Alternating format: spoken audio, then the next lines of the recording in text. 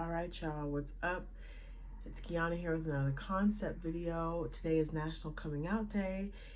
It marks the day of the March for Lesbian and Gay Rights in 1987 in Washington, D.C. To the Capitol, there were over 200,000 people. It lasted 4 months after the actual event initially took place. It's such a huge deal that we're here and able to have the progress that we've had for LGBTQIA plus persons. We have a lot of work to do, but there's been a lot of progress, and it's worth celebrating. And coming out can be such a beautiful, such a transformative thing. It can also be terrifying. So I figured that today would be a great time to share this story of mine of coming out of the closet, going back in, and coming back out again to stay this time.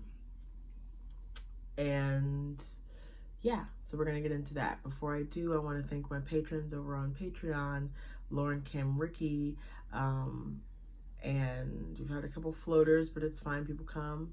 They come to hang for a little bit, get some lessons and things, and then they move on. So we've got Lauren, Kim, Ricky. Y'all have been solid pretty much from the time that I've started and have not moved. So I really want to thank you. And then I have a new person who's just going by initials, WMH. So yes, welcome newcomer, new patron.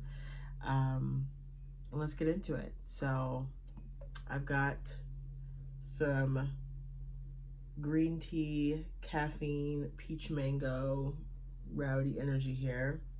It's keto friendly, which means there's no sugar. And that is what's fueling this video right now. Holy Spirit power and this. Grab your drink, whatever it might be, and let's get into it. So I came out for the first time when I was 17 years old. I'm 31 now. So I was a senior in high school, close to graduation. And I was out of the closet till about 21. And then I went back in when I started dating guys again. I had a boyfriend at 15, came out of the closet at 17, had a girlfriend at 18, changed states to be with her for 2 years. That relationship ended. My mom convinced me to come from Virginia, where I was living, to Florida, where I've resided for the past 11 years. In fact, it's 11 years today I moved here.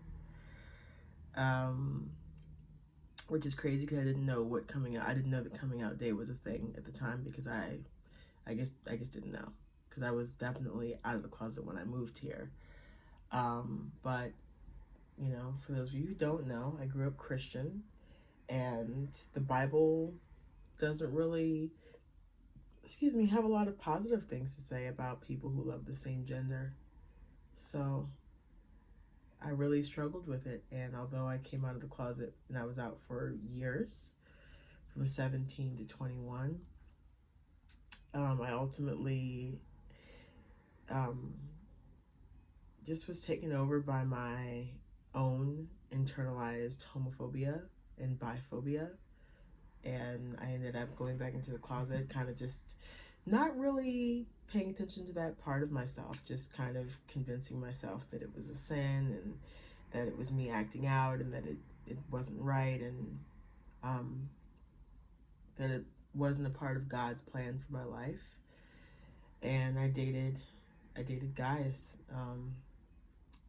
all the way up until the relationship I'm in now, which I'm still with a man who knows that I'm bi, knows that I have an attraction to both women and men, and really just to people in general. Just depends on the person, you know. I have within me the capacity to be attracted to people of multiple genders and or gender expressions. Just, you know, it's just me. It just is what it is. And Peter and I started dating in 2016, and I started re-questioning my sexuality in 2017. I came out of the closet in 2019 as bisexual. I came out to my pastor at the time in 2019, who let me know that while as a church family they loved me, that it was still sin in their eyes. And, you know, although I didn't like that answer, I actually loathed that answer. It actually really hurt to hear. I rolled with it for like 3 or 4 more months or something like that, 2, 3, 4 more months, somewhere in there. And then I just realized, like, I can't do this, actually.